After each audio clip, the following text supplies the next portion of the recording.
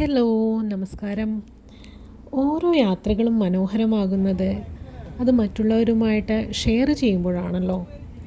ഇന്ന് ഞാനിവിടെ ഷെയർ ചെയ്യാൻ പോകുന്നത് അമേരിക്കയിലെ ടെക്സാസ്, ലൂസിയാന എന്നീ സ്റ്റേറ്റ്സുമായിട്ട് അതിര് പങ്കിടുന്ന കാഡോ ലേക്കിലേക്ക് നടത്തിയ ഒരു യാത്രയാണ്. ഈ യാത്രാ സംഘത്തിൽ ഞങ്ങൾ മലയാളികളായ 8 പേരാണ് ഉണ്ടായിരുന്നത്. എല്ലാവരും ഡെൻറ്റനിൽ തന്നെയാണ് താമസം. ഈ യാത്രയ്ക്ക് മുന്നോടിയായിട്ട് ഞങ്ങൾ തമ്മിലൊരു വലിയ ഡിസ്കഷൻ തന്നെ നടന്നിട്ടുണ്ടായിരുന്നു. ദീപക്കിൻ്റെയും ആദിയുടെയും വീട്ടിൽ ഒരു വൈകുന്നേരം എല്ലാവരും ഒത്തുകൂടി ചർച്ചകൾക്കൊടുവിൽ കാഡോ ലേക്കിൽ പോകാൻ തീരുമാനിക്കുകയായിരുന്നു. 2 ദിവസത്തെ യാത്രയാണ് പ്ലാൻ ചെയ്തിരുന്നത്. താമസ സൗകര്യത്തിന് ഒരു എയർബിഎൻബി ബുക്ക് ചെയ്തു. കൂടാതെ ആദ്യ ദിവസത്തെ ബ്രേക്ക്ഫാസ്റ്റ് കയ്യിൽ കരുതാനും പ്ലാൻ ചെയ്തു.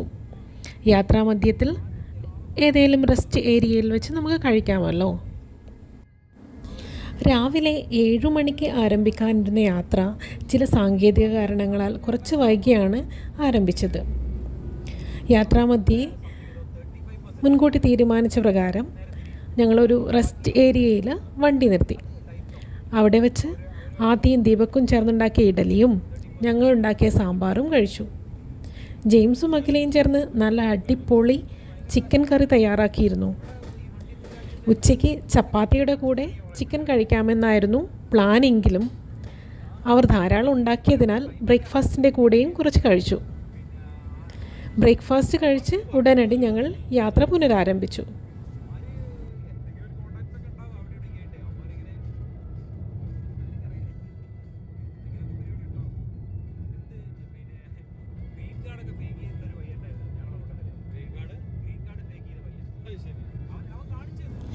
എൻ്റെയും ശംഖുവിൻ്റെയും കൂടെ ജിതിനും മെർബിനുമാണ് കാറിലുണ്ടായിരുന്നത്.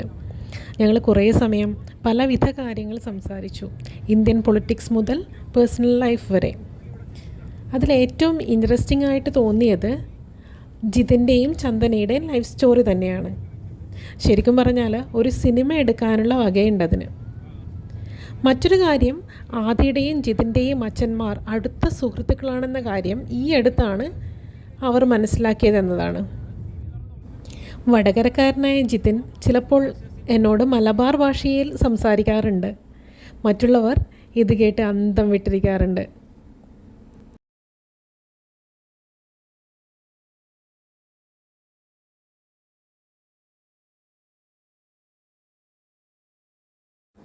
ഇനിയുള്ള യാത്രയിൽ നിങ്ങൾക്ക് റോഡരികിൽ ഒരു കൂട്ടം പൂക്കൾ വിരിഞ്ഞു നിൽക്കുന്നത് കാണാൻ പറ്റും. ഇത് വൈൽഡ് ഫ്ലവേഴ്സാണ്. മഞ്ഞ, ഓറഞ്ച്, നീല നിറങ്ങൾ ധാരാളമായി കാണപ്പെടുന്നു. സാധാരണഗതിയിൽ മാർച്ച് മാസം മുതൽ മെയ് മാസം വരെയാണ് ഈ പൂക്കൾ കാണുന്നത്. പക്ഷെ ചില പൂക്കൾ എല്ലാ മാസങ്ങളിലും പൂക്കാറുമുണ്ട്. ഞങ്ങൾ ഏപ്രിൽ മാസം ഒരു ട്രെയിലിന് പോയിരുന്നു. ബ്ലൂ ബോണറ്റ് ട്രെയിൽ, അതായത് നീല വൈൽഡ് ഫ്ലവേഴ്സ് നിറഞ്ഞിരിക്കുന്ന വഴികളിലൂടെയുള്ള യാത്ര. വളരെ നല്ലൊരു അനുഭവമായിരുന്നു അത്. അന്നത്തെ വീഡിയോസ് കയ്യിലുണ്ടെങ്കിൽ ഞാൻ പിന്നീട് ഷെയർ ചെയ്യാം.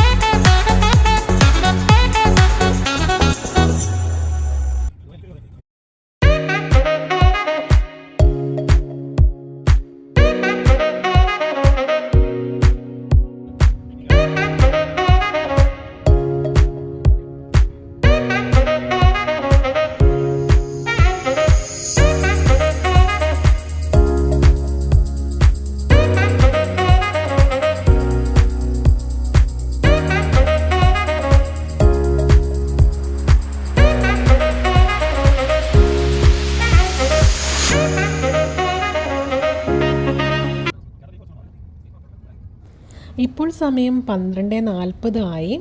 അങ്ങനെ ഞങ്ങൾ കാഡോ ലേക്ക് സ്റ്റേറ്റ് പാർക്കിലേക്ക് കടക്കുകയാണ്. അതിനുശേഷം ആദ്യം ഞങ്ങൾ പോയത് രജിസ്ട്രേഷന് വേണ്ടിയിട്ട് റിസപ്ഷനിലേക്കാണ്. അവിടെ രജിസ്റ്റർ ചെയ്ത് പാസ് വാങ്ങി. കൂടാതെ കാനോ ചെയ്യുക എന്നതായിരുന്നു ഞങ്ങളുടെ മുഖ്യ ഉദ്ദേശം. അതായത് തോണി തുഴയുക തടാകത്തിൽ, കാഡോ ലേക്കിലെ തോണി തുഴയുക എന്നായിരുന്നു ഞങ്ങളുടെ പ്രധാന ഉദ്ദേശം. അതുകൊണ്ട് തന്നെ അവിടെ കാനോ റെൻറ്റിന് അവൈലബിൾ ആണ്. അപ്പോൾ ഞങ്ങൾ 3 മണിക്കൂറിന് വേണ്ടിയിട്ട് കാനോ ബുക്ക് ചെയ്തു. അപ്പോൾ കാനോ എടുക്കാൻ വേണ്ടിയിട്ട് കുറച്ച് ദൂരം യാത്ര ചെയ്ത് തടാകത്തിൻ്റെ അടുത്ത് തന്നെയുള്ള സ്ഥലത്തേക്കാണ് പോവേണ്ടത്. ഇവിടുത്തെ പ്രധാന വിനോദം തോണി തുഴയുക എന്ന് തന്നെയാണ്. കൂടാതെ 2-3 ട്രെയിലുകളും ഇവിടെ അവൈലബിൾ ആണ്. അപ്പോഴേ ലോങ് വാക്കും ഹൈക്കിങ്ങും ഒക്കെ ഇഷ്ടമുള്ളവർക്ക് ട്രെയിൽ ചെയ്യാനുള്ള അവസരവും ഇവിടെയുണ്ട്. ഇപ്പോൾ ട്രെയിലിൻ്റെ പാതയിലൂടെയൊക്കെയാണ് ഇപ്പോൾ നമ്മുടെ വണ്ടി പോകുന്നത്. കാറിൽ തന്നെയാണ് നമ്മുടെ യാത്ര. തൊട്ട് മുന്നേ കാണുന്നത് ഒരു ബോട്ടാണ്, ബോട്ട് കൊണ്ടുപോവുകയാണ്. ഇപ്പോൾ നമ്മൾ തടാകക്കരയിലേക്ക് പോയിക്കൊണ്ടിരിക്കുകയാണ്. അവിടെ തന്നെയാണ് നമുക്ക് തോണികൾ ലഭ്യമാവുക.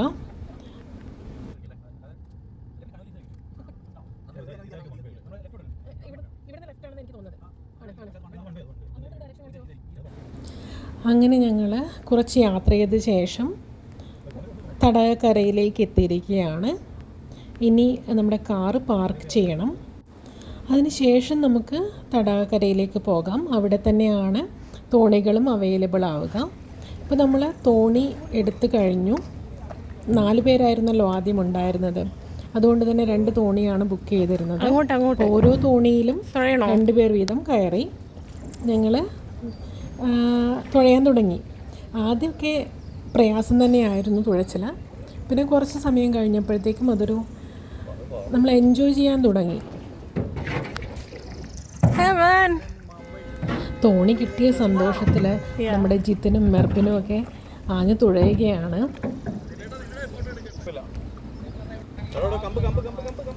ചില ഇൻസ്ട്രക്ഷൻസും കാര്യങ്ങളും എനിക്ക് പിറകിൽ നിന്ന് ലഭിക്കുന്നുണ്ടായിരുന്നു. ആ മരങ്ങളുടെയൊക്കെ ഭംഗി കണ്ട് ഞാനിടയ്ക്ക് തുഴച്ചിൽ നിർത്തുകയും ചെയ്തിരുന്നു.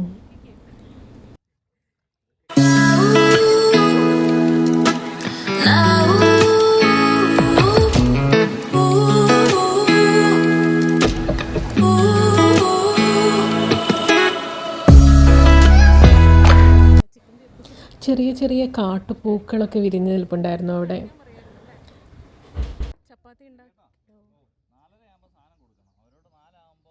ഒരു മണിക്കൂറിലധികം തുഴഞ്ഞ ശേഷം ജിത്തിനും മെർബിനും വിശ്രമത്തിലാണ്. നമുക്കധികം കാത്തു നിൽക്കേണ്ടി വന്നില്ല.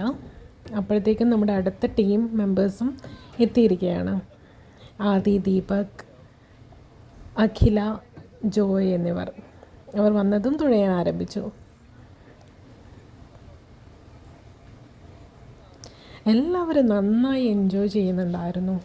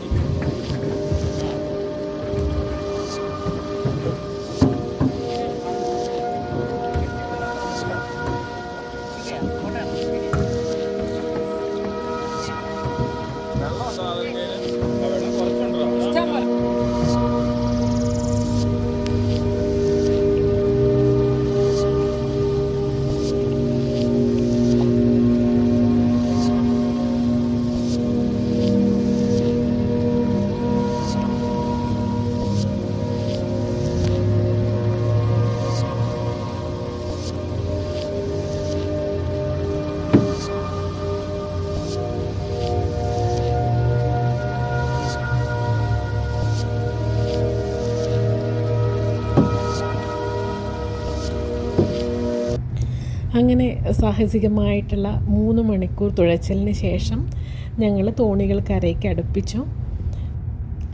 പിന്നെ ഓൾറെഡി കയ്യിലുണ്ടായിരുന്ന ഹാഫ് കുക്ക്ഡ് ചപ്പാത്തി ചൂടാക്കി ചിക്കൻ കറിയോടുകൂടി കഴിച്ചു. അതിനുശേഷം ഞങ്ങൾ കുറച്ച് കാപ്പി കൂടി ഉണ്ടാക്കിയായിരുന്നു. അവിടെ വെച്ച് തന്നെ സ്റ്റൗ ഉപയോഗിച്ച് ഉണ്ടാക്കിയാണ് ചെയ്തത്. ഇതൊക്കെ കഴിച്ച് കുറച്ച് സമയം പാർക്കിലെ ഊഞ്ഞാലിലാടുകയൊക്കെ ചെയ്യുമ്പോഴാണ് ഒന്ന് നീന്തിയാൽ കൊള്ളാമെന്ന് നമ്മുടെ ആദിക്കും അഖിലേക്കും ആഗ്രഹം. അവരെന്നോട് പറഞ്ഞു. ഞങ്ങൾ 3 പേരും കൂടി മറ്റുള്ളവരുടെ മുന്നിലും ഈ കാര്യം അവതരിപ്പിച്ചു. അങ്ങനെ ഒരു ചെറിയ ഡിസ്കഷന് ശേഷം ഞങ്ങൾ കാഡോ ലേക്കിൻ്റെ മറുഭാഗത്തേക്ക് പോകാൻ തീരുമാനിച്ചു. അവിടെ ഒരു പാർക്കൊക്കെ ഉണ്ട്. അവിടെ സ്വിമ്മിങ്ങും ഫിഷിങ്ങും ഒക്കെ പോസിബിളാണ്. എന്തായാലും പോയി നോക്കാമെന്ന് കരുതി. ഈ മറുഭാഗം സ്ഥിതി ചെയ്യുന്നത് അടുത്ത സ്റ്റേറ്റായ ലൂസിയാനയിലാണ്. നമ്മൾ ആദ്യം വന്നിരിക്കുന്നത് ടെക്സസ് സ്റ്റേറ്റിൽ തന്നെയായിരുന്നു. നമ്മളിപ്പോൾ കടന്നു പോയിക്കൊണ്ടിരിക്കുന്ന ഈ റോഡിൻ്റെ ഒരു വശം ടെക്സസ് സ്റ്റേറ്റിലും മറുവശം ലൂസിയാന സ്റ്റേറ്റിലുമാണ്. അതായത് വലതുവശം എന്ന് പറയുന്നത് ലൂസിയാന സ്റ്റേറ്റിലാണ്. അപ്പോൾ നമ്മൾ കടന്നു പോയിക്കൊണ്ടിരിക്കുന്നത് ലൂസിയാന സ്റ്റേറ്റിലൂടെയാണ്.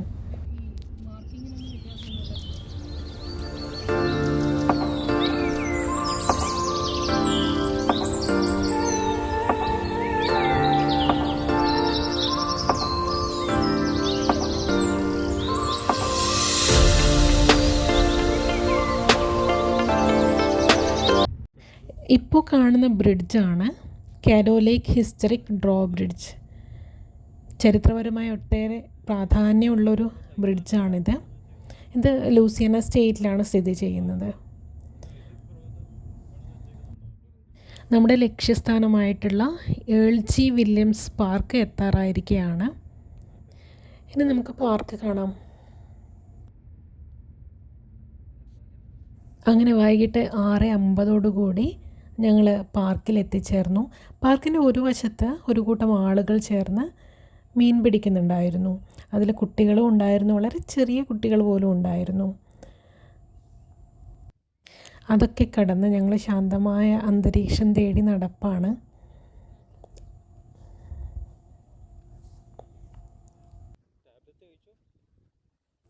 അങ്ങനെ കുറേ ഫോട്ടോസ് എടുത്തും പരസ്പരം കളിയാക്കിയും ഒക്കെ ഞങ്ങൾ ആ വൈകുന്നേരം അവിടെ എൻജോയ് ചെയ്തു.